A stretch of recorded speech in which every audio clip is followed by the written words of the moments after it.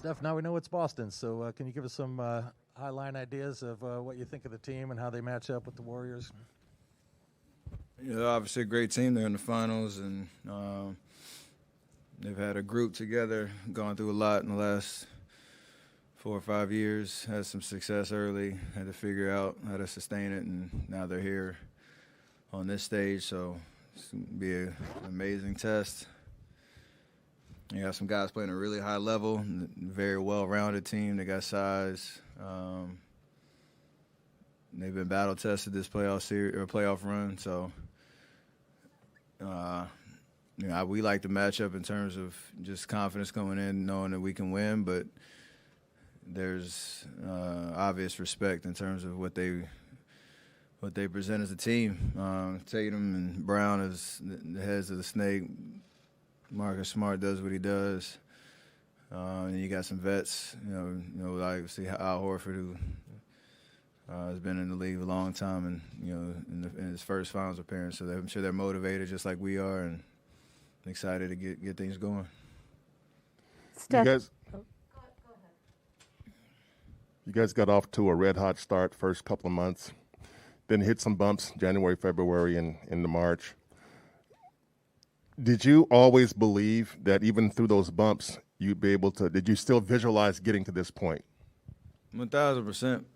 But this season is such a marathon, and we do our best to try to give more colorful sound bites throughout the year on what that process looks like. But at the end of the day, you can't rush it. You can't fast forward. And this definitely was the vision. I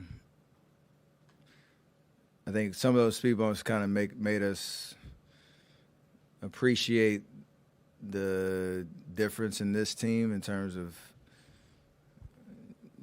I call it, the versatility. We had a lot of different guys play a lot of different roles, and we just wanted to get to the playoffs in one piece as much as possible and give ourselves the best chance. And somehow we obviously made it through this run with some injuries, but for the most part, the vision of getting here never faded ever. Were you looking at that time, though? I mean, Clay comes, Draymond goes out. Draymond comes back, you go out. Did you look at that and think, okay, you know what, we just need to get together? Or did you always feel that once we got together, it would kind of come together? Well, me, Draymond, Clay, Loon, Andre, even, there's always a confidence that if we're all out on the floor, good things will happen. We know each other so well, so we didn't really need reps, but the entire what's the rotation going to look like? That was always the question. Once you got to the playoffs, because you had a lot of different options, a lot of different ways to go, and the blessing and the curse of having that for Coach Kerr to try to figure that out on the fly. So for us, the core guys that have been around, been through this, there was always confidence in what we can do on the floor, and then each series, these last 4 or 5 weeks have shown a little bit different opportunity for different guys to step up, and it's been awesome to see. Steph, you touched on this a little bit the other night, but can you talk a little bit about how different this journey is? When you first went, I've seen some pictures. You looked like such babies in 2015, and you had a little kid. Now you have bigger kids. You have 3 of them. Can you just talk about the perspective of being kind of a grown-up and going through this, and how different it is from what it was 8 years ago? Life's different. It's different balances that you try to master on and off the court. I